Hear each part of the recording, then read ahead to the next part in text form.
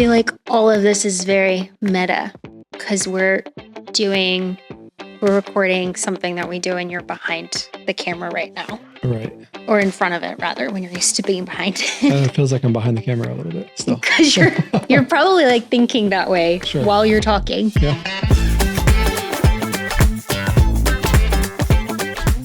Known for Podcast Episode 1. We're doing the first episode of our first podcast. And I think that something we're always doing whenever we're working with clients and we're talking about how to pull their branding into their storytelling or how to capture their branding in a video, because that's most of what we do is video production. We are helping them tell better stories. Mm-hmm. And the best stories are always about the people that they are impacting.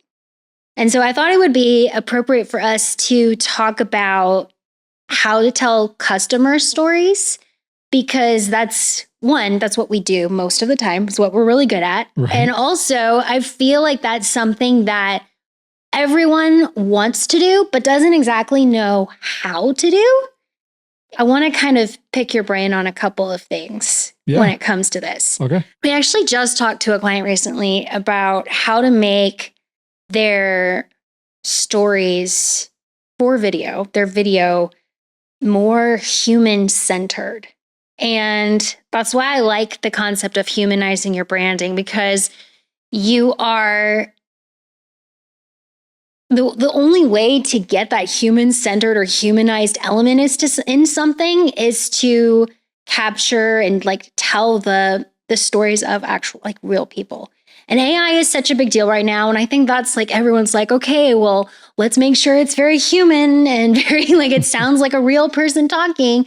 And the way to do that is just like talk to like real people.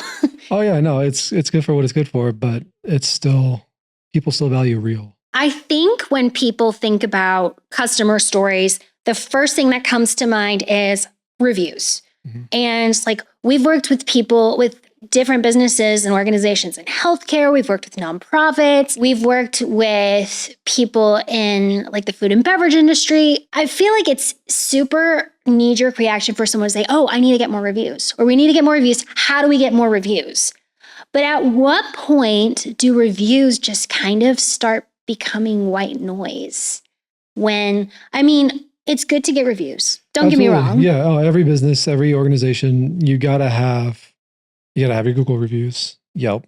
Yeah. After there's hundreds, it all kind of blends together, and it's good. It's social proof, but you want to be able to take it to that next level. How do you make it real?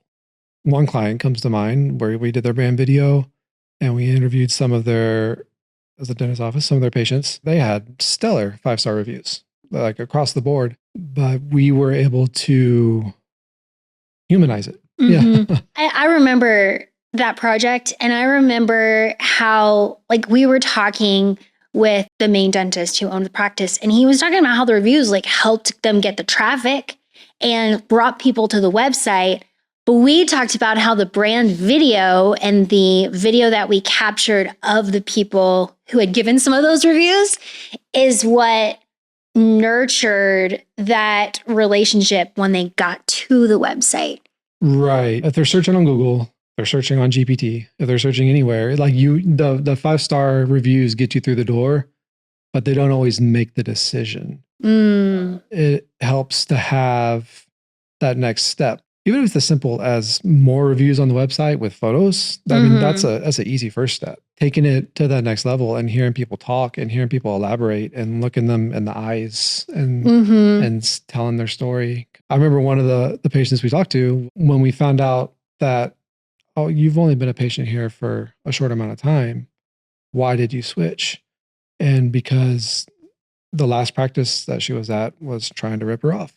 They gave her a quote for a crazy amount of work, and we were able to kind of help dig that out. Yeah. By asking the right questions, by kind of interrogating those lines of thought that come across. And that was something I remember the dentist sitting there like, oh yeah, I do remember this. they quoted her like $15,000 worth of dental work, and she might have only needed like 2 or 3 simple little things. And so we were able to help capture that story, and that helps turn to less space in their calendar because it gets full. Yeah. Yeah. That actually reminds me of something I was going to ask you. So what do you do because I feel like you're really good at this. And I remember that when we were capturing those interviews, but I also, I mean, I feel like you're just always thinking this way when we're interviewing, whether it's customers or employees or any kind of story that we're trying to capture. What do you do when someone gives an answer? Like you ask a question and they give like a super boring answer. Because then it's like, what's the point?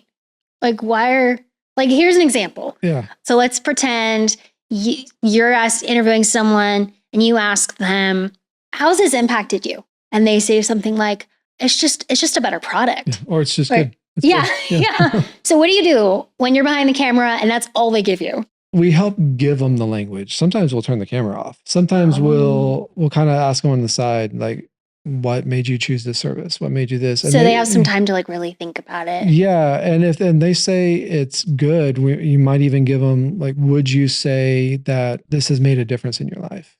How has it made a difference in your life? And after they ask a lot of these really specific questions, even if they're short answers, it's their answers. And then we kind of ask them to kind of put it together. It's like, okay, so this has made a difference in your life because, and then they list all the 3 answers they gave back to back. And that strings together the complete for them. And it gives it us a little bit more to work with. And it plays really well on social, plays really well on the website. Can I tell you my tricks? Please. I have a little framework. Hey, quick favor while you're listening. If you're enjoying the show, hit that follow button so you never miss an episode. And if you even get one nugget of value today, share it with a friend or leave us a quick review. Thanks for being here. Now back to the show.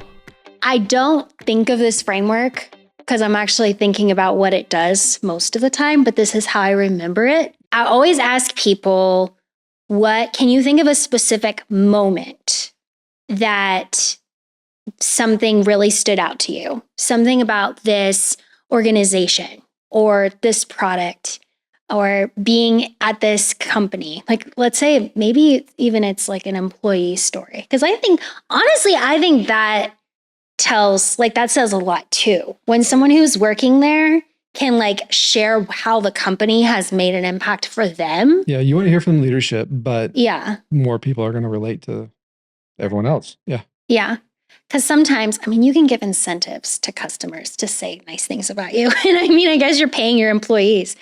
But like when they can say like genuine things. Okay, so anyway, that's the scenario.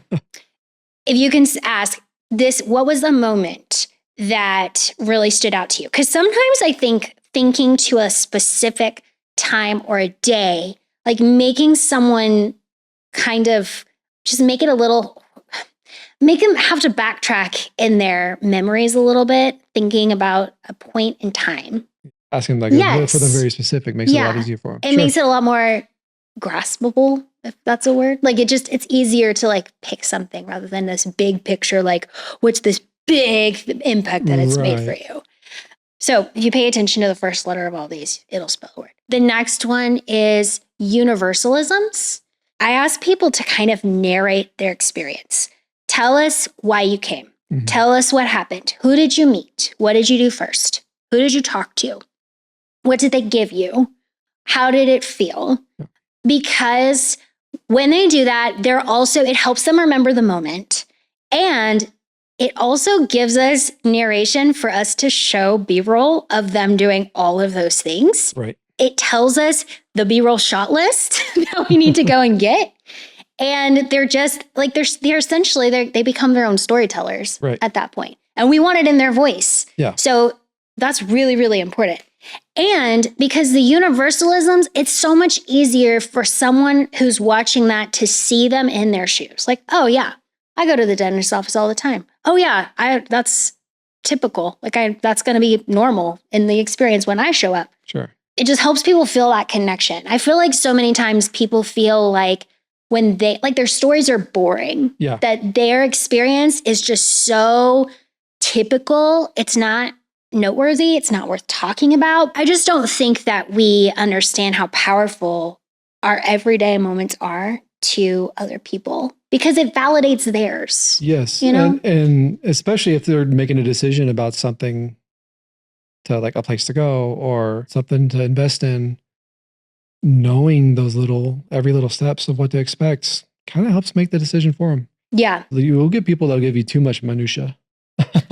Yeah. But we can edit that out. Sure. So it's okay if it feels like they start to ramble, because a good editor comes through and gets everything they need, and then they just make it flow from beginning to end without altering the story, just making it obtainable or graspable in 15 seconds and 30 seconds or whatever it needs to be. Okay, I'm glad you brought up the minutia, like too much minutia, because my next one is asking them about specifics. Yeah. Because I do think I think more minutia or specifics is better than not enough. Sure. Always. We can always cut people in a really, really nice way. But sometimes having them describe what they saw when they came into the building and what, like, the expression on somebody's face, the first person they saw at the front desk, or the first person that they met with at that networking event, just all of those specifics, I think we all relate to as well. And it's so easy to tell a story when you have pictures that people get specific with. Yeah. Okay, so the last one is emotion. And we've talked about this so much, but I feel like anytime we can make the story more emotional or point out the feelings that were felt in every single one of those elements that we discussed are so, so key. I think it's just bringing to light the underlying things that we don't talk about because they're not visible. Mm-hmm. And so when you can make something a little bit more tangible for other people to feel before they work with you, before they book the package or the call or whatever it is, it's so helpful for someone else to validate the emotion they might be feeling. Whether that's, I was super hesitant to work with this company because I've had this experience before and it did not work out. It did not work out well, but I instantly felt safe and like I could trust this person because they said this and because they did this. They came back and they made this right. Even when this happened, even when that project went south a little bit, they came back, they fixed it, they made up for it. And it was night and day compared to my last experience. Kind of like that patient we talked about. The emotion's huge. It's why we really recommend these video testimonies for so many of our clients, because going back to the reviews, seeing somebody with 6 exclamation points saying this place is the best is great. Seeing them smile, there's the psychological aspect of seeing the smile and it informing you of how you're supposed to feel. Right. It's a really big difference. We were working with an educational nonprofit recently and capturing and hearing the stories about parents that weren't able to go to school and now they are, and all the support they got from it, and those heartstring moments. And I mean, it makes us tear up. I think you teared up 4 times last week watching the same video. I did. But, every time. It shows the impact more than the written, somebody writing, this place enabled me to get a college education, but seeing them in a graduation cap saying, I did it.